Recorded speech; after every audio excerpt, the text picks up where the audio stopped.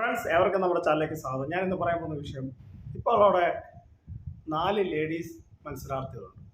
നന്ദന, നമ്മുടെ നോറ, ജാസ്മിൻ, ശ്രീതു. ഇവരിൽ ആരൊക്കെ പുറത്താകണമെന്നാണ് നിങ്ങളുടെ ആഗ്രഹം? ആരെയാണ് നിങ്ങൾക്ക് കണ്ടെടുത്താൽ കണ്ടുകൂടാ? ആരെയാണ് നിങ്ങൾക്ക് ഇഷ്ടമില്ലാത്തത്? അപ്പോൾ നിങ്ങൾക്ക് ഇതേക്കുറിച്ച് കൂടുതൽ അറിയണമെങ്കിൽ എൻ്റെ ചാനലൊന്ന് സബ്സ്ക്രൈബ് ചെയ്യുക. അപ്പോൾ നമുക്ക് നമ്മുടെ കാര്യത്തിലേക്ക് കിടക്കാം. ഇപ്പം ജാസ്മിനെ കുറിച്ച് ഫസ്റ്റ് പറയാം. ജാസ്മിൻ എന്ന മത്സരാർത്ഥി ബിഗ് ബോസിൽ ഒരുപാട് കണ്ടന്റ് ഉണ്ടാക്കിയ ഒരു വ്യക്തി കൂടിയാണ്.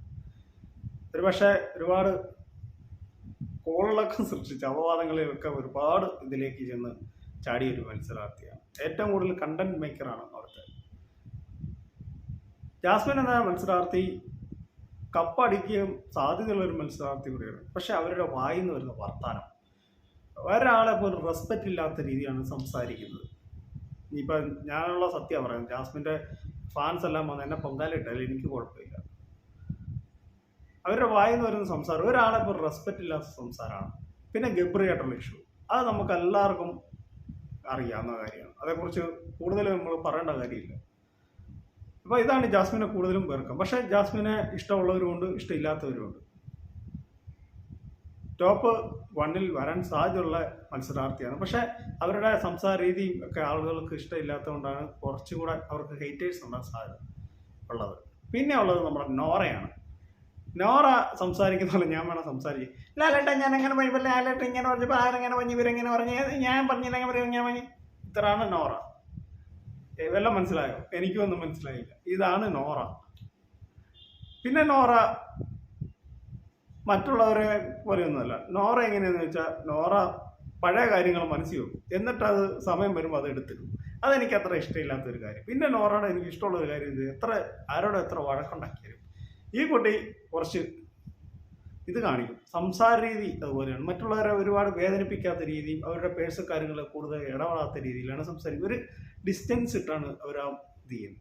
പിന്നെ ഉള്ള ശ്രീതുവാണ്. ശ്രീതുവിനെ നമുക്ക് അവിടെ ഉള്ള മത്സരാർത്ഥികളിൽ ഏറ്റവും കൂടുതൽ ഇഷ്ടമുള്ള ഒരു മത്സരാർത്ഥി ശ്രീതു.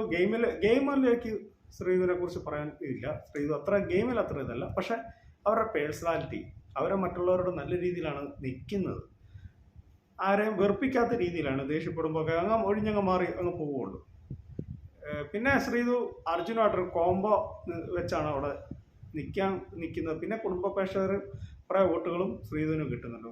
പിന്നെ തമിഴ് വോട്ടും കിട്ടുന്നുണ്ട്. പിന്നെ എനിക്ക് പറയാനുള്ള നന്ദന. ലാലേട്ട ഞാൻ അവളെ ചവിട്ടും മലത്തും എന്നൊക്കെ പറഞ്ഞ് ജാസ്മിനെ ഇതിനെ ടാർഗറ്റ് ചെയ്ത് വന്നതാണ്. അത് കഴിഞ്ഞപ്പോൾ ജിൻഡോയുടെ കൂടെയായി.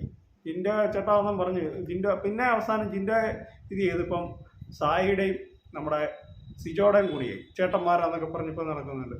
ആ കുട്ടി ഇതുപോലെ ജാസ്മിനെ കഴിഞ്ഞും ഇതാണ്. ജാസ്മിൻ പിന്നെ ഒരാളോട് ദേഷ്യപ്പെട്ട് കഴിഞ്ഞാൽ പിന്നെ കുറച്ച് കഴിയുമ്പോൾ പോയി ഇതല്ല, ഇതെങ്ങനെയെങ്കിലും ആ വ്യക്തി തകർക്കുന്നുള്ള രീതിയിലാണ് ഈ പെൺകുട്ടി.